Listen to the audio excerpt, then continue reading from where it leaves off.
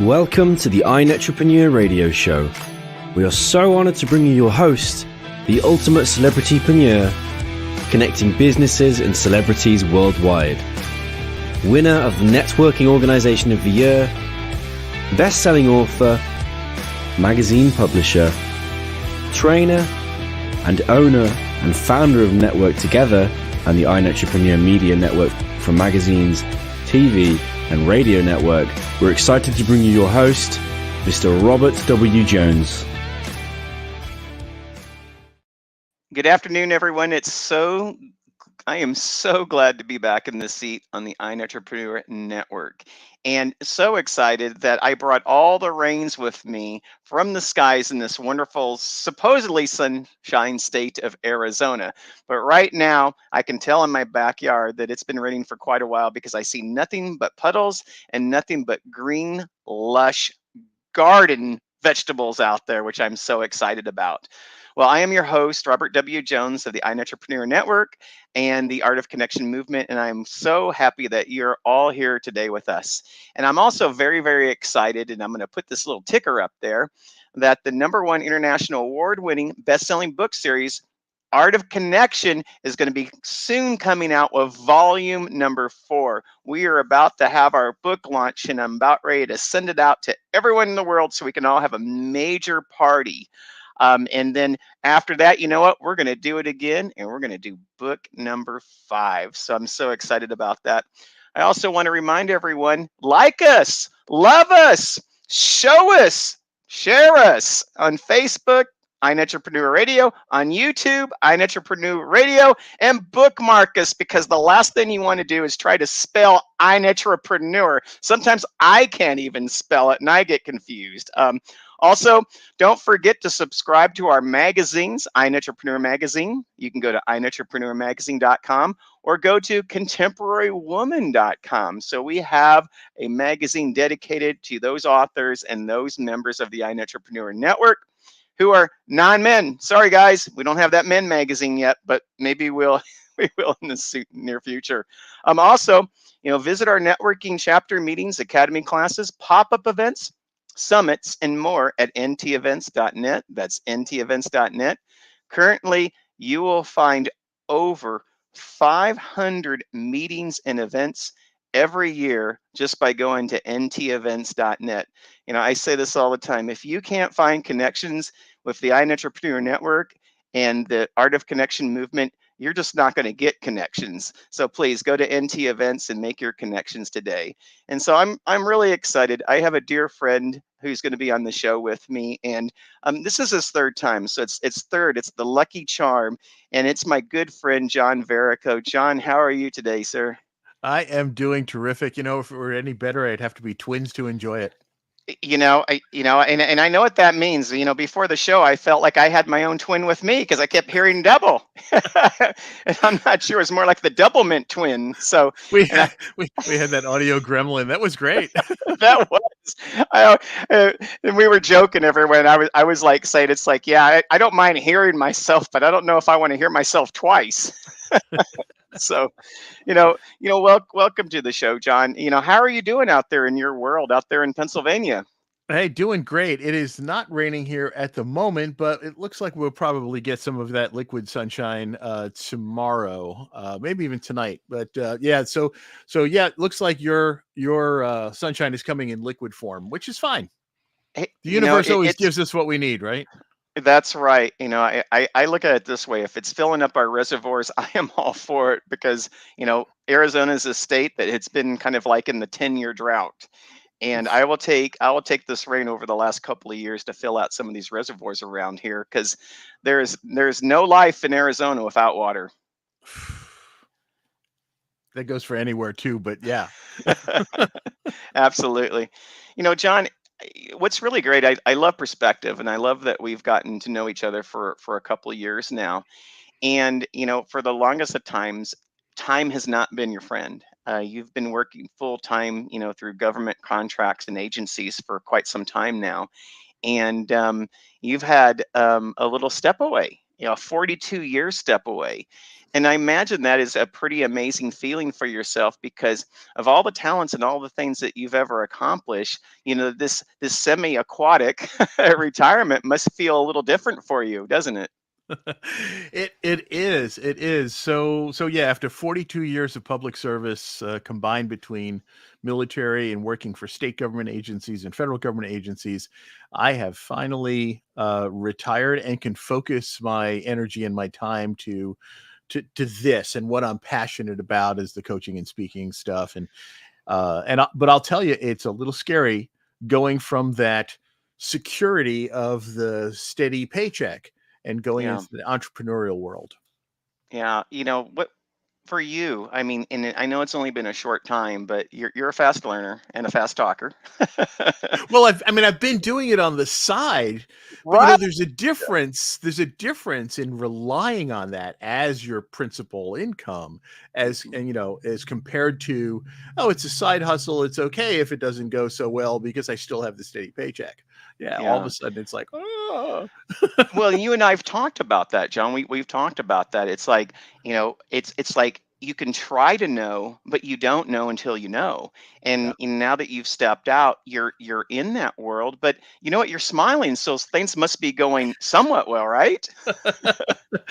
It's getting there. You know what I'm finding, and it's kind of funny, but I'm finding that I can work better because I'm on my schedule, and Right. so I'm finding that I can work more within my biorhythms and getting within, the times of day when I'm most energetic and when I'm most creative and I'm able to apply those things. Whereas when I had the day job, I had to be functional on whatever hours they needed me for, which, sometimes worked out. And sometimes I was like, "Ugh, I can't do any more today." And it's funny, and I've always said this, it's like when you work for an organization, they may be a boss or two or three, and then when you go out in entrepreneurship, they may be, 10, 20, or even 30 bosses at a Yeah. time. Yeah. Tell us a little bit Everybody's your about boss that now. type of change on, how do you negotiate and manage, the change in how, you pursue your excellence through entrepreneurship versus, working for a government agency. What's interesting, I have always been of the mindset, a very service-oriented mindset, so everybody was always my boss anyway. Mm, I've always been kind of focused on that customer service. So, being in when I was in the government, I had stuff that I had to do, and whether I was in charge of it or not, there were I considered everybody else my boss, whether it was the ultimate end user of whatever product I was putting together, or whether it was, the people in the quote unquote leadership chain, whatever it was, or if it was even the people that worked for me, right? mhm. Because if I didn't serve them and give them what they needed to be able to function, then they weren't going to be able to achieve, and I wasn't going to be able to achieve. So in that way, I considered them my bosses. So that part really hasn't changed too much. It's just, now it's a little bit more formal, right? Because everybody is my boss, because everybody who's a potential customer, potential client is my boss. But Yeah, we all know who my real absolutely. boss is, and I it's have one Bonnie. too. Yeah. Again, everyone, I'm here with John Verrico. He is owner of Share Your Fire. He can be reached at 240-257-6373 or email him at john@johnverrico.com. Again, this is John Verrico. He's the owner of Share Your Fire.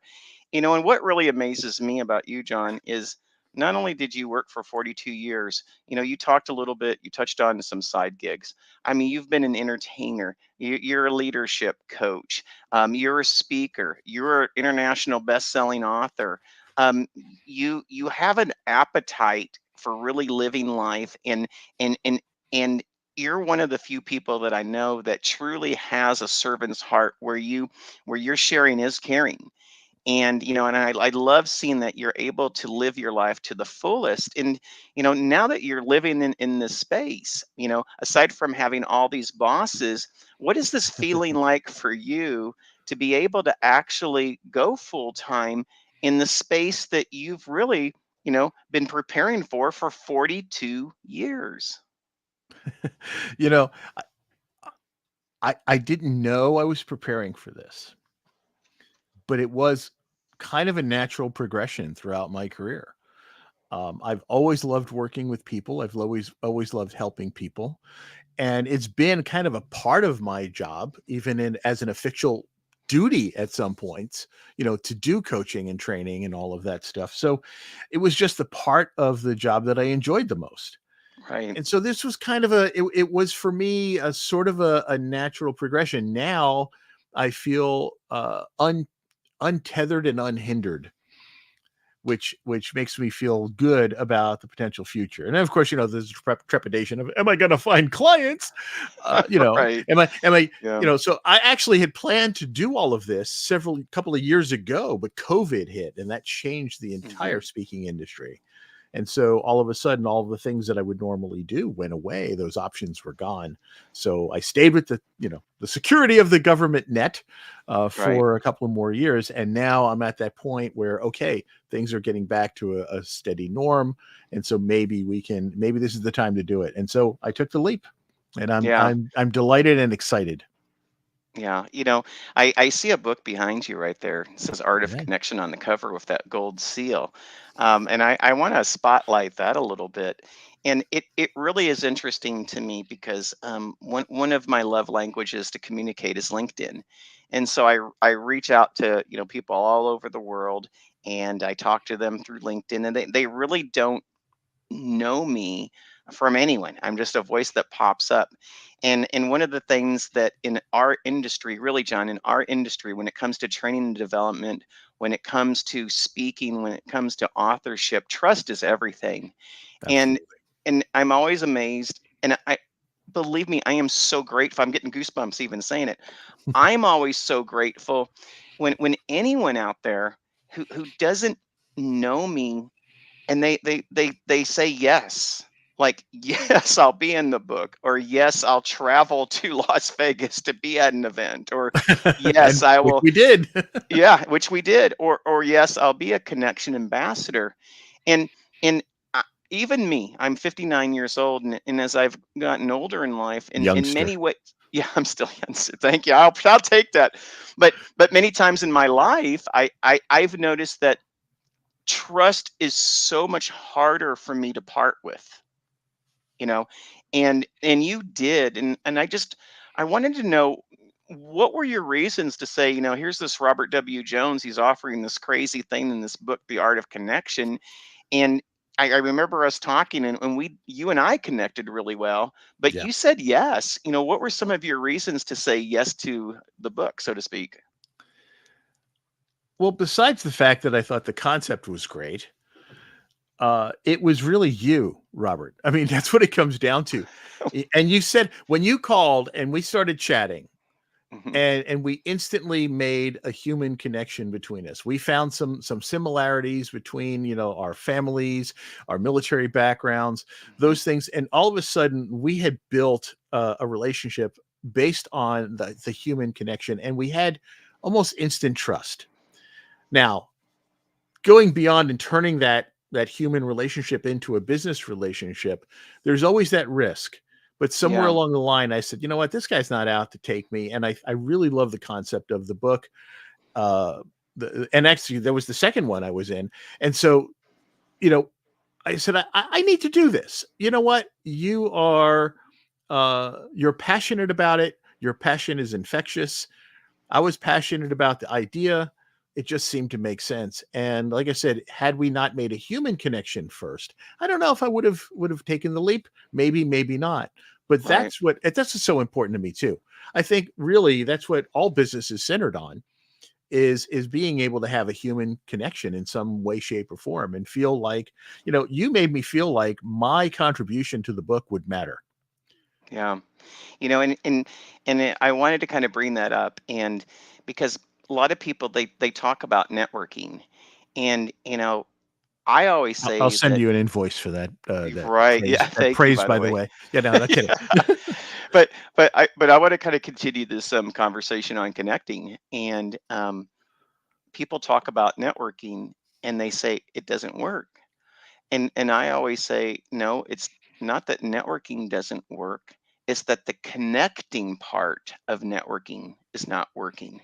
And to me, the most powerful thing that we have as human beings is connecting. Yeah. And it's the first step to everything that we do is being able to say, I'm gonna go from my own personal silo and be vulnerable enough in many ways to reach out and connect to someone else. There's a lot of power in that. And sometimes I think that we don't reflect on the moments of that power and say how beautiful that can be if we just put some meaning behind our connecting. Would you agree with that? Oh, absolutely. You know, it's funny when you talked about, you use the word networking, and networking tends to have kind of a bad name. Hmm. I spent a good portion of my career in the Washington, D.C. area. And in Washington, D.C., people don't socialize as much as they network. And there's a Mm, lot of that, what can you do for me kind of networking going on. So, networking, the term, gets kind of a bad name. But when you're talking about connecting, that's different.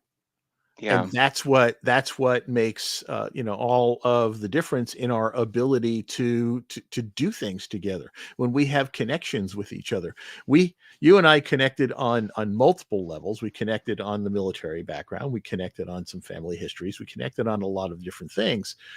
And because of those connections, it made sense for us to then build out a network together. you know Right. so Yeah.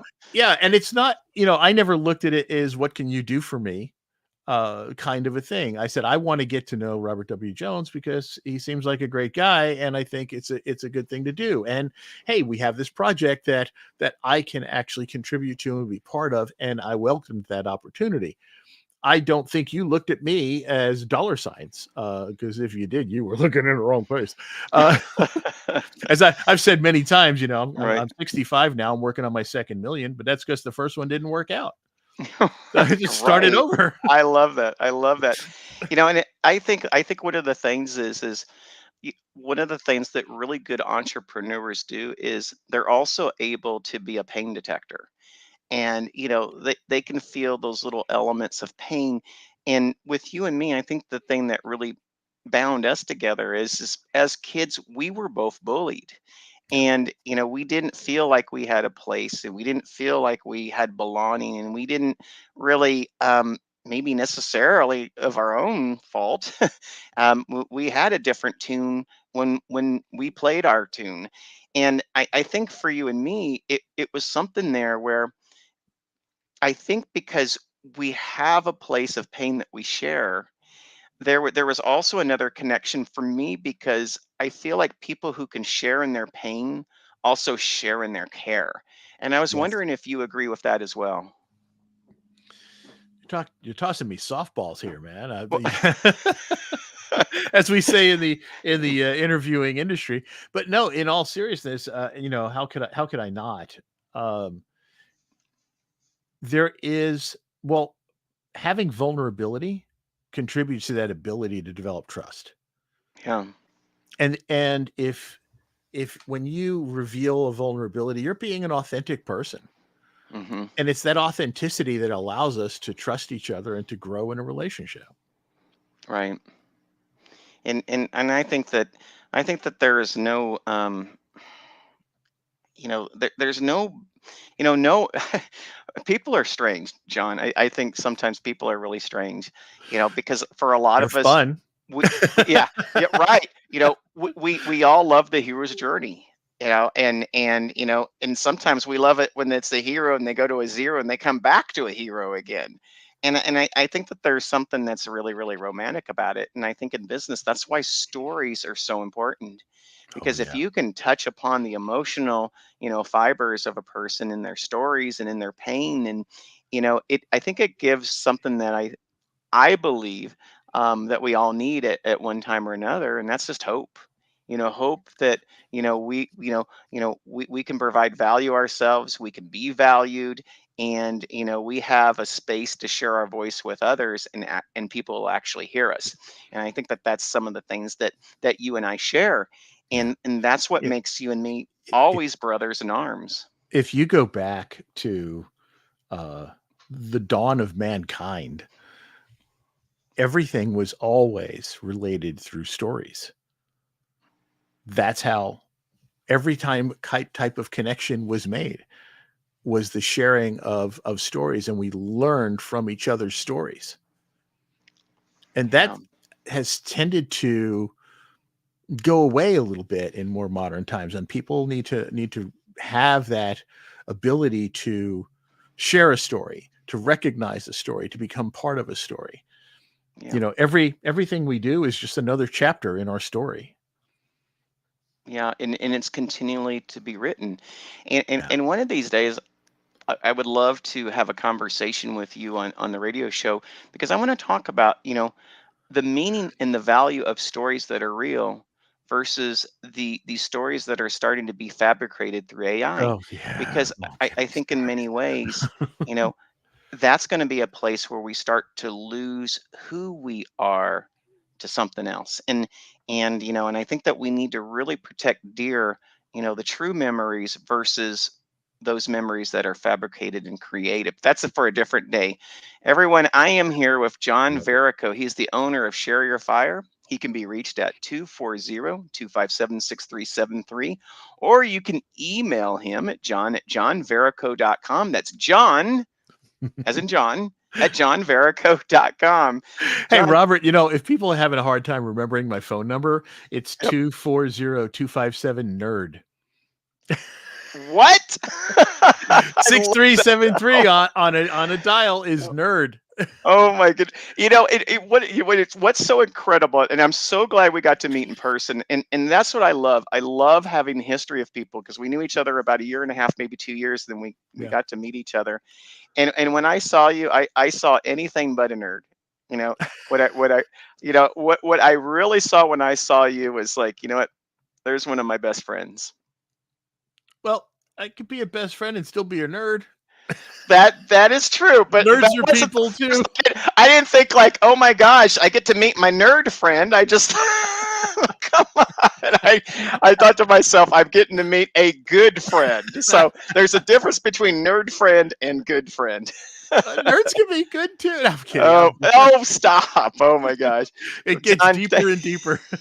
Yeah, I can't get out of that. You got me on that one. Well, John, thank you so much for being on the show today. I appreciate you so much. It is so great to reconnect with you every time we get together in any capacity, Robert. Thank you so much. Absolutely. And like I always say, like Doritos will always make more. So let's do this again. Absolutely. Have a good day, my friend. You too. Take care.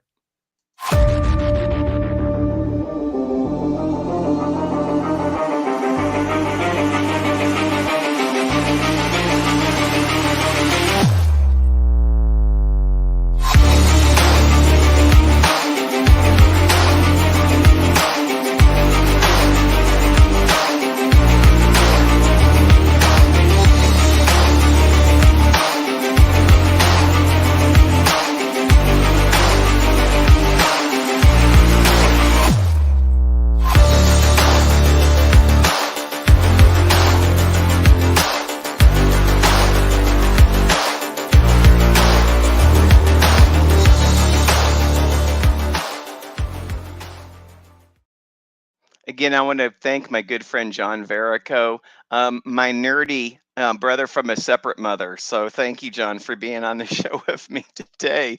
My next guest, you know, I, I'm gonna attempt to make her my best friend, but I'll tell you who I'm already thinking is her best friend is my mom. Every time I see my mom, she's always going like, "Have you talked to Dar? Have you talked to Dar? What's Dar going?" I'm like, "Mom, stop asking me about Dar. Just get on a Zoom and let it go boom, and there's Dar." Okay, and so my next guest on the radio show today is Darlene Geiger. Thank you so much for being here, Dar. Hey, it's a pleasure to be here, and it's almost true about your mom. She's a queenager, and so am I. And yes, and when I heard that, I thought, man, I love that, a queen-ager.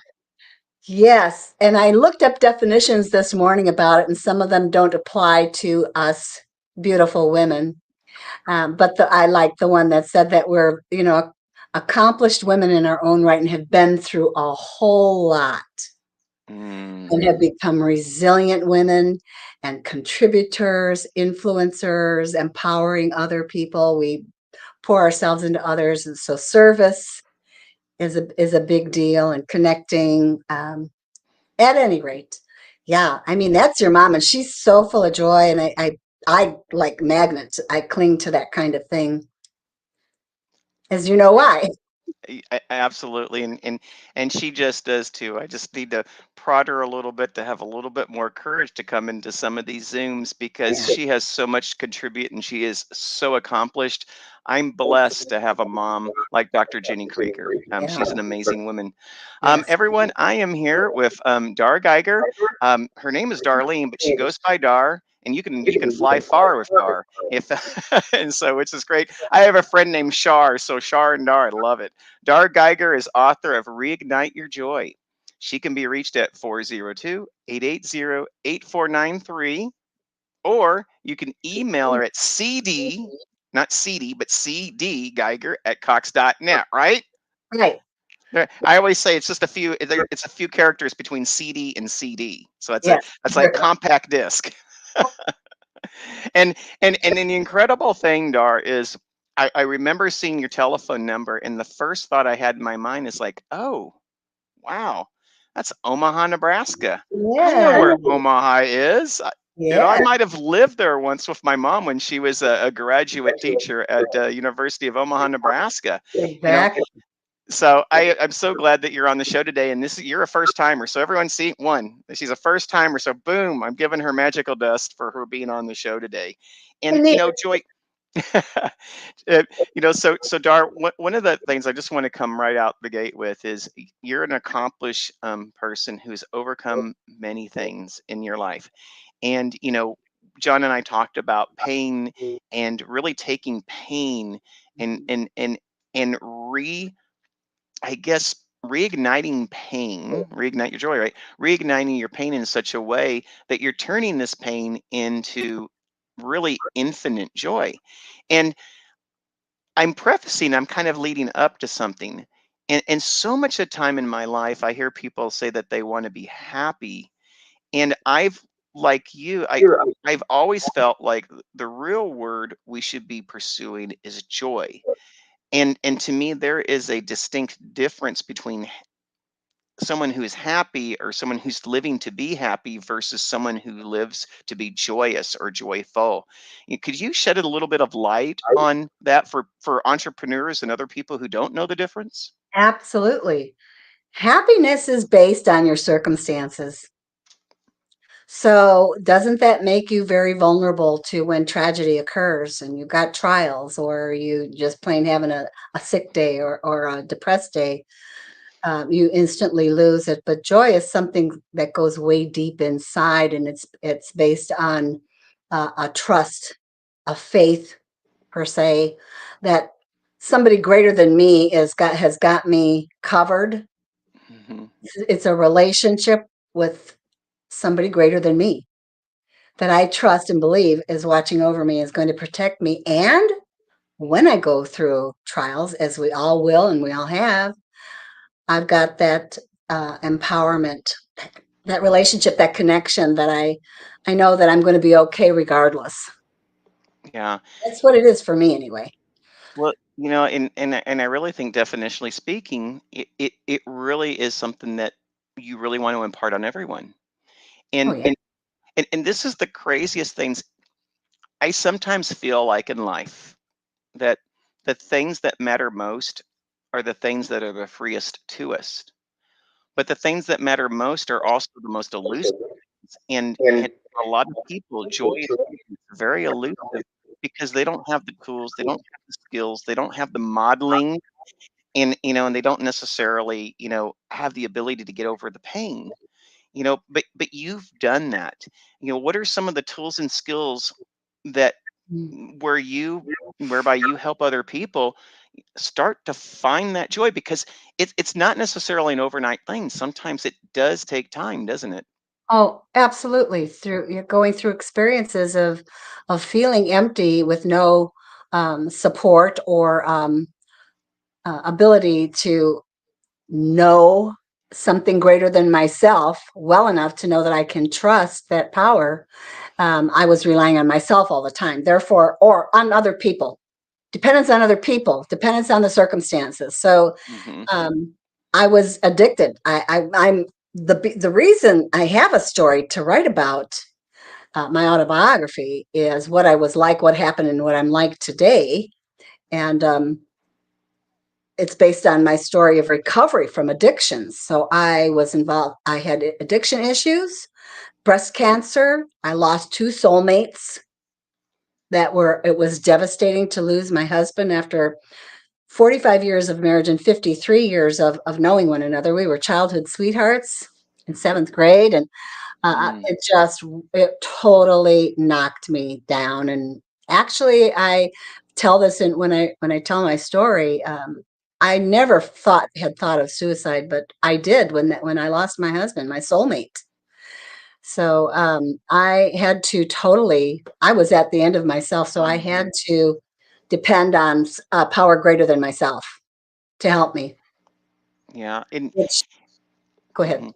And it's really interesting because I I'm a believer, and I believe that there is a power, there is a resource, and again, it's one of those things that's all around us, but sometimes it's like we build this moat around this. We build this disconnect.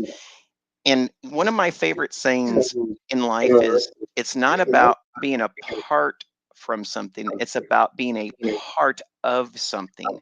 Mhm. And there's a big difference. And I think one of the first places that you need to be a part of is be a part of yourself, so you can be in touch with the greater good that's all around you. Do Yes. you believe that as well, Dar? Absolutely, to know yourself well, um, and to know your value. I learned my value. I'm a believer as well, Robert, and so that's where I learned my value. And still today, I'm learning more about myself and the relationship that I have with my higher power, we'll call it today. Um, so there's much to learn, and my treasure chest is the Bible. Yeah. That is who I am. I love the Word of God because it gives me so much substance and meaning and hope. Prayer is another one. Prayer is very valuable, and that's something I had to learn about as well. So I teach things like ask, Yeah. because a lot of us are just devastated and we don't know where to go and what to do and who to talk to, but we don't even think about asking, and just asking a friend, a family member, or asking a God of your own understanding to help you whatever you're going through. And I love that you brought up the word ask. There are several words. I have like a top 10 of words. And in my top 10 of words that a person can use, ask is in the top 10. Mhm. And I say this so much of the time. You know, one of the biggest things that we have as human beings is fear. And you could say it's fear of rejection, fear of failure, but really fear of walking across the stage with a bunch of people staring at you. But one of the things that I really think is that the fear of ask is something that we don't even think about as being a true fear. But people feel so devalued, so diminished, so insignificant, they don't even believe themselves that they have the power to ask. I mean, Dar, how do you work with, entrepreneurs, with women, with kids, with other adults, to get them to understand that no, you do have this power? Because I'm sure sometimes it's a battle. Yeah, it is. And I'll tell you what, like I said, I'm a lover of scripture. So it's there, and God brings it up to my mind according to the circumstance. And in the Bible, it says, ask, seek, and knock. That spells ask, ASK. Hmm. And so it's about learning about prayer. And many people, in my book, I tell people a very simple prayer is help, one word. So I'm a one word person too. There's well, several that are extremely valuable. I'm gonna give you two one words. And you help me with these two one words, because there's two other words that are in my top 10. One of those words is belief, Yes. and my other word is faith. Yes. And when it comes to believing in the highest power, when it comes to believing in oneself, when it becomes to believing that you can do it as an entrepreneur, you know, I mean, it takes belief. Mhm. But I also think that it takes something more, and that is faith. And like joy and happiness, belief and faith, they're a little bit different too, aren't they?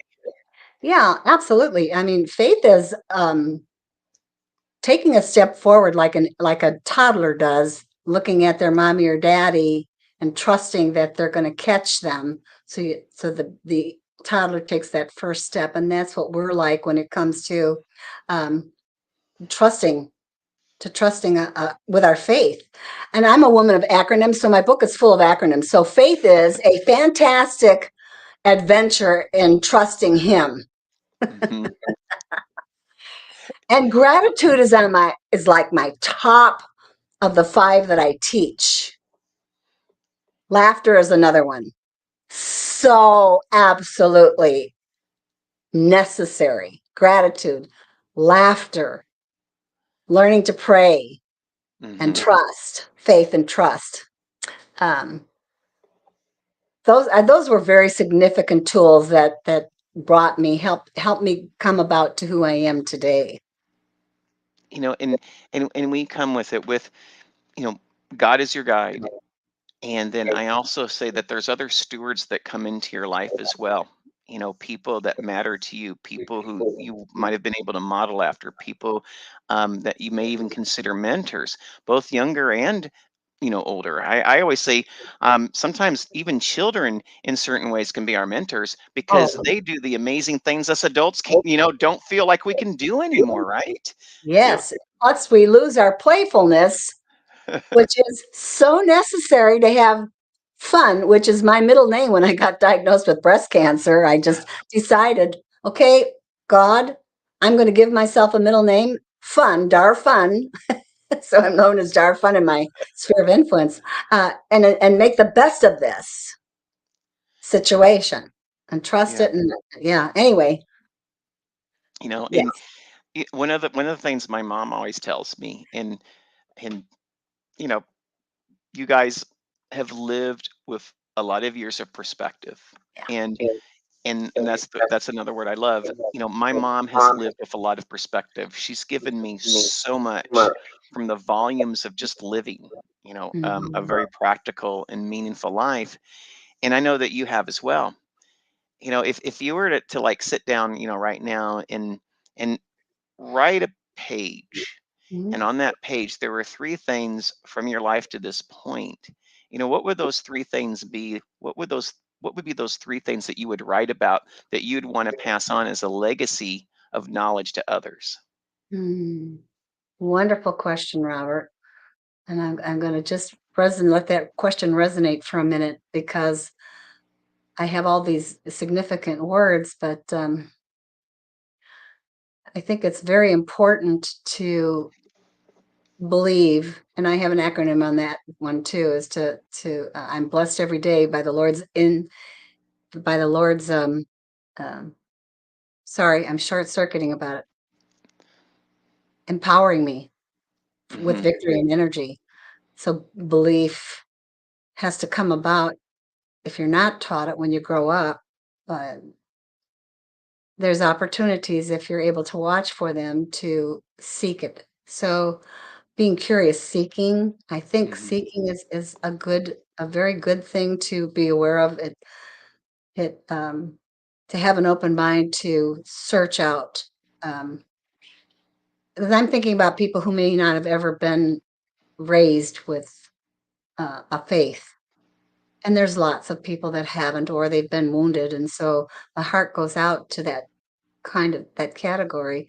But to be open to being curious and to seek, because there's many resources that are available. But for me, it would be to look for the treasure in the Bible because it's there. Yeah. You're going to find out amazing love, amazing mercy, amazing kindness, grace,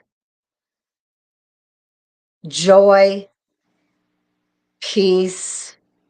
I mean, there's a whole list of words that I can list from that. So And I love that. I love your word curious, and I'm gonna tell you why I love that word curious so much is, my mom, like you, very accomplished. One of the things that she told me that she would write down is, she said she wishes she would have been able to live her life in the moment when she was living her life all these years, because many times she had to work so hard, she says, in a man's world, she couldn't enjoy the world that she was living in. mhm. And she wishes like she would have had the perspective to say, it's okay to celebrate the accomplishments. It's okay to be able to, you know um shout to the winds and say, I am strong. It's okay to toot your own horn, and quite frankly, it's just okay to be me. And Yes. so she said in so much of her life, just living in those moments, and she looks back, she's like, I would have paid attention to so many more things. And Mhm. the word that she said is because, you know, being so intense on doing all the things to make me also took away the time for me to be curious on other things that I might have loved. And Yeah. and so when you said that word curious, it just came to my mind. And I'm wondering if in certain ways, growing up and going through life too, if you had some of these different struggles to where in certain ways you had to fight so hard in many ways to be you and to be heard and to, just, you know, have a value that, you may not have noticed some of the beauty that was around you as well. Well, I have another philosophy about living in the present moment, one day at a time. Hmm. Why? Because God gave it to us as a present. It's a gift.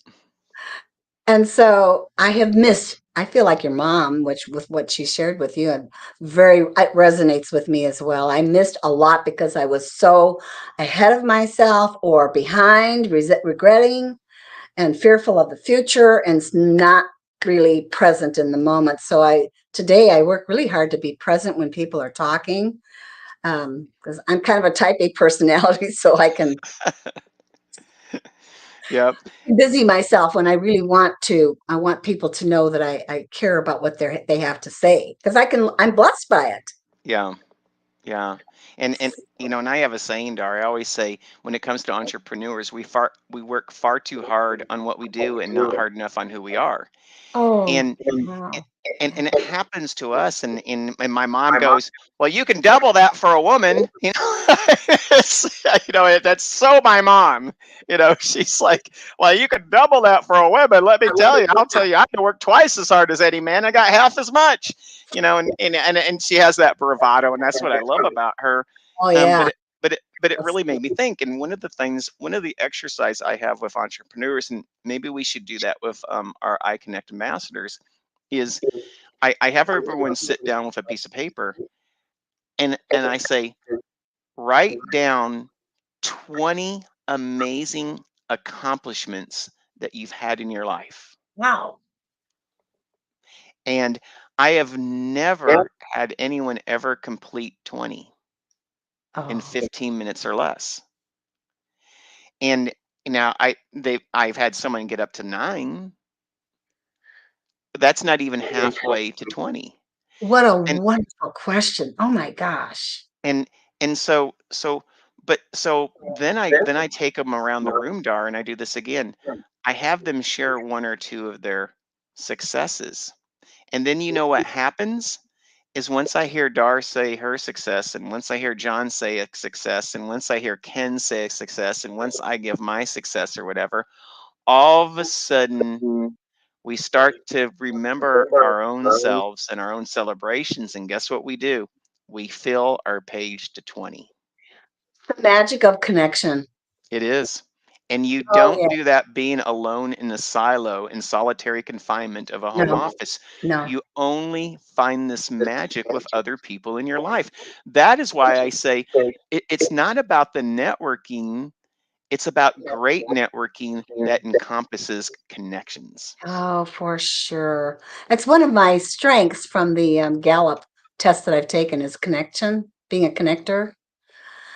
And the love of people is a natural thing for me as well. But that's awesome. I love that. In fact, I'd like to use that with my Bible study ladies. Well, Anytime. everyone, I am with Dar Geiger. She is the author of Reignite Your Joy. She can be reached at 402-880-8493. And for those of you who don't know, 402 is Omaha, Nebraska. Omaha, the big O.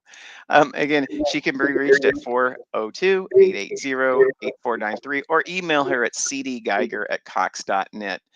Dar, thank you so much for being on the show today. I hope you enjoyed yourself. I hope I made you feel at home.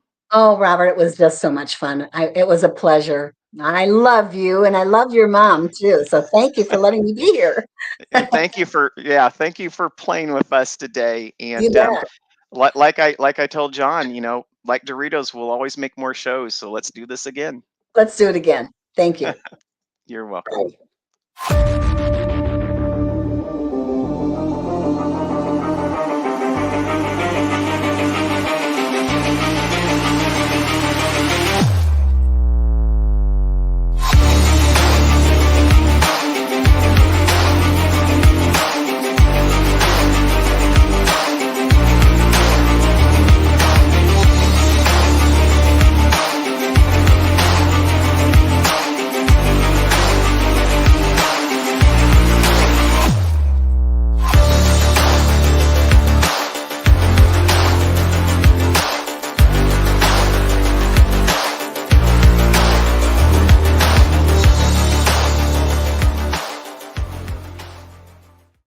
Oh my gosh, the hour is going by way too quickly. John Verrico, you're a rock star. Dar Geiger, another rock star. And now we have our what do they call it? The marquee band is coming to town. That marquee band, he has his banjo in hand. Mr. Ken Hill, how are you today? I'm doing well. How are you, Robert? I am doing fine. Everyone, Ken Hill Jr. is the owner of U.S.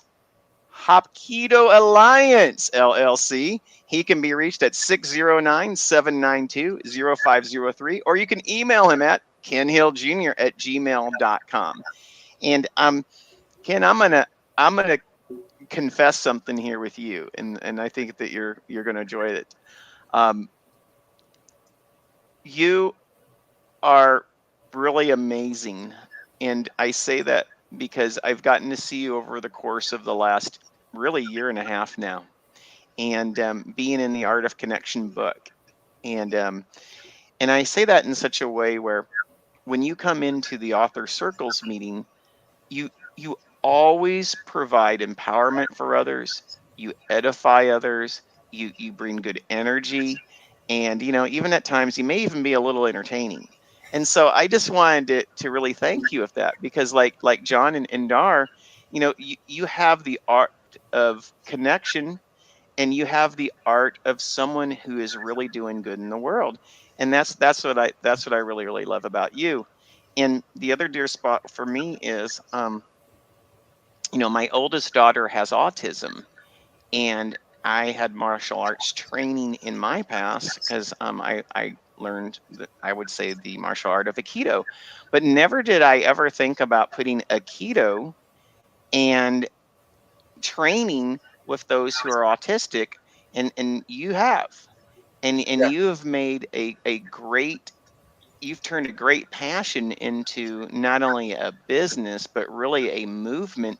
And I look at you as being one of the tips of the spear that really have shepherded other people nationwide in looking at martial arts as a really great way to help treat with autism. And so I just wanted to celebrate you with that. Oh, well, thank you for that. I have a blast just doing what I do, and my oldest daughter is autistic, so she's been my best teacher.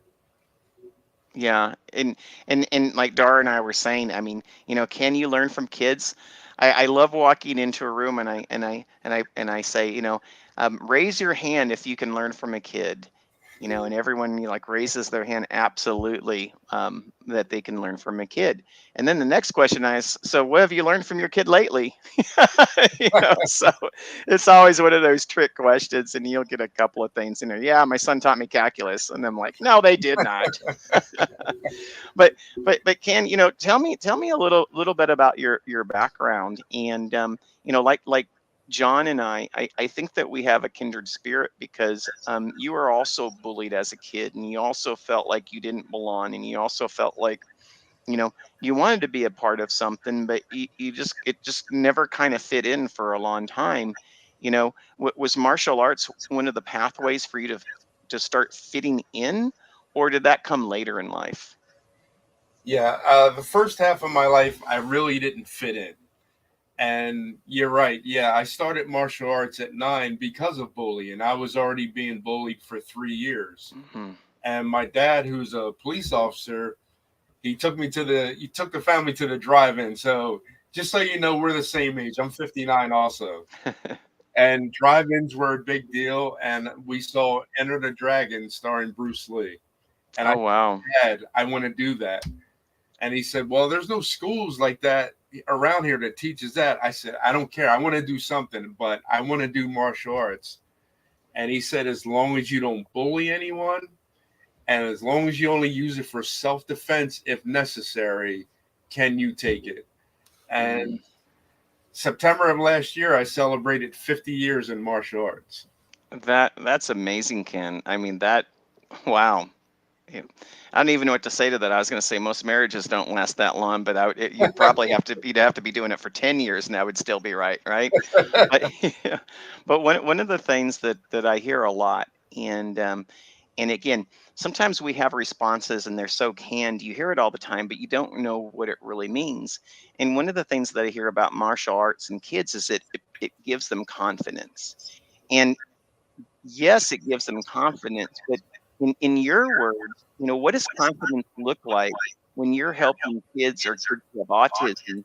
Well, what does confidence look like to you when you're helping them gain this confidence? Well, with them, it's a different approach. When I was coming up, it was learning how to kick and punch. That's where your confidence came from, how well you can fight. But with a lot of the kids that I teach, they just want to know how to be comfortable being themselves. Mm. So there's a routine that I have the first time any student's on the floor with me. I ask them to write up the hand they write with. You hold up the hand they write with and hold out a piece of paper. And I say 60 seconds, write down everything you fear. And they'll ask, well, why are we doing this? No, just do it. So they do it. And then I ask them to follow me to the door. And then I say, ball that up like a piece of paper and drop it outside. And let's come in and see what you can do. When I have that approach, there's no expectations. So Right. it drops the level of anxiety. They don't go into it feeling like they have to do a certain thing a certain way. I learned what they can do. I learned their triggers. I learned their emotions. I learned their movements. And then my team and we customize a specific way to teach them for them to be successful. And that just translates into everything that they do. Wow. But this is what's incredible about martial arts. Not only can you apply it with kids who have autism, you can also apply this with people who are older, such as adults. And it also instills confidence in them, and it also could affect maybe if they're an entrepreneur or a business owner, or confidence in the home, or confidence as a parent. I mean, you've seen martial arts help people, and in all different circumstances, haven't you? Yeah, and I am one of them. Because when I was 22, I had not one but 4 doctors tell me to stop martial arts. Hmm. And they said I should have surgery on both ankles because I was constantly injuring my ankles. I didn't break them, but everything else you can do to them is what I did. I found out a decade later the reason why I had such bad ankles, I was born with a hereditary nerve disease. And it's called Charcot-Marie Tooth disease, or CMT. So I just tell everybody CMT. Right. Well, I found out Jar later. will love you, by the way. She loves acronyms, so she's Okay. gonna love that CMT. Well, I now have been under a team of neurologists at University of Pennsylvania for almost 25 years now. And they said that if I had listened to those doctors and stopped, I would have been in a wheelchair, because they projected me to be in a wheelchair by the age of 35 if I Mm. had the surgery.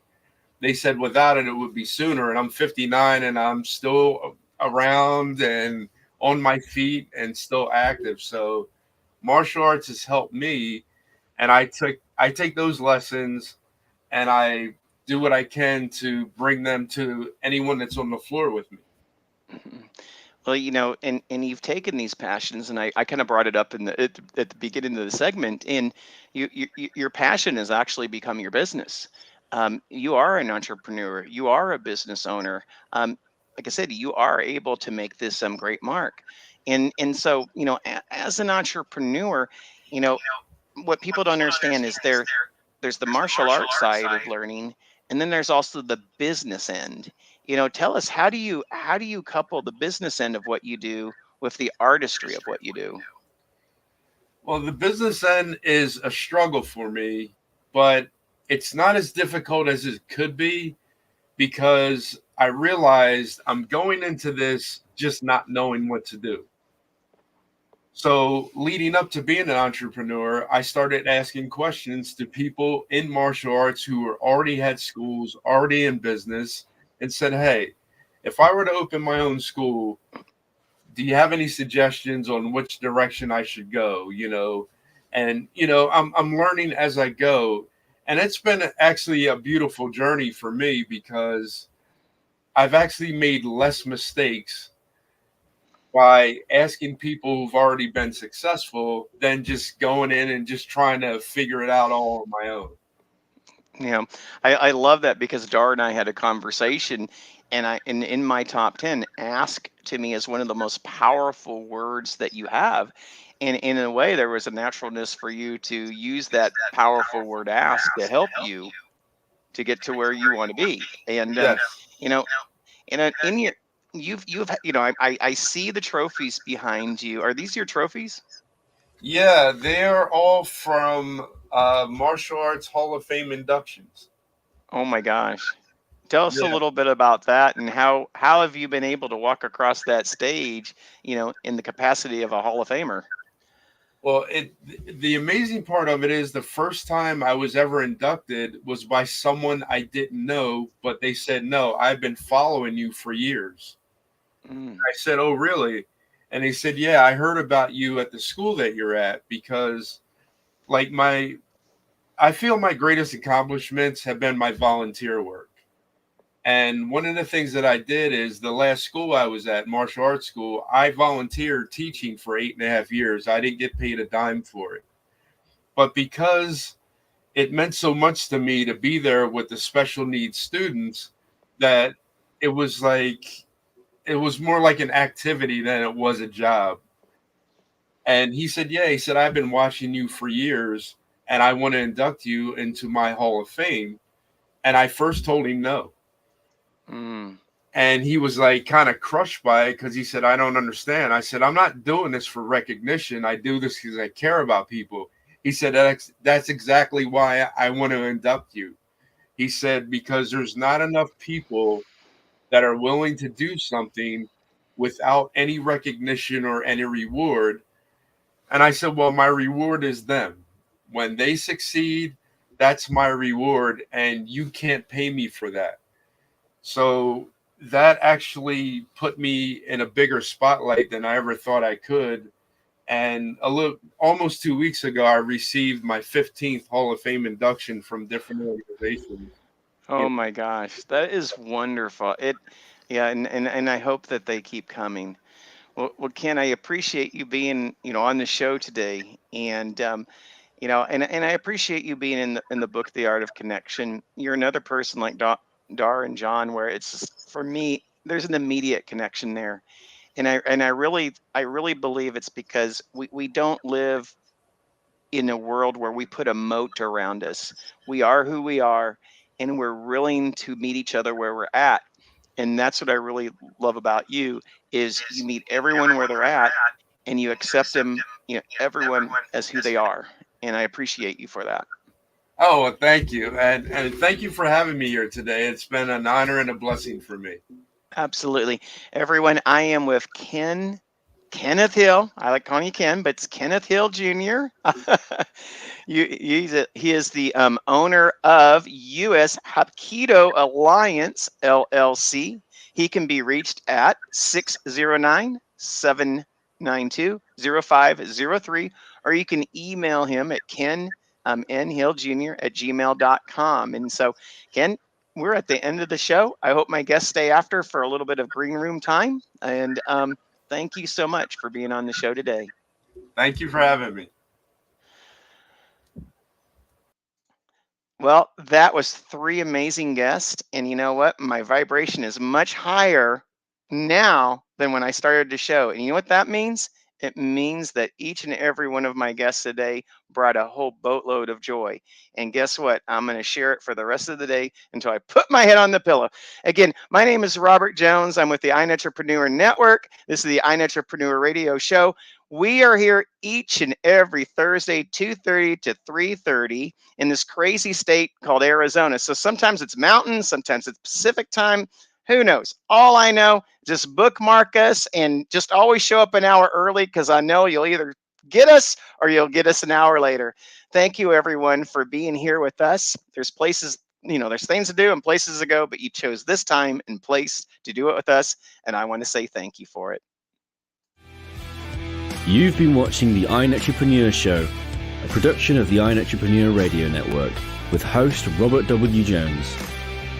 Join Robert each week as he visits with new and exciting guests who inspire, teach, and mentor entrepreneurs worldwide.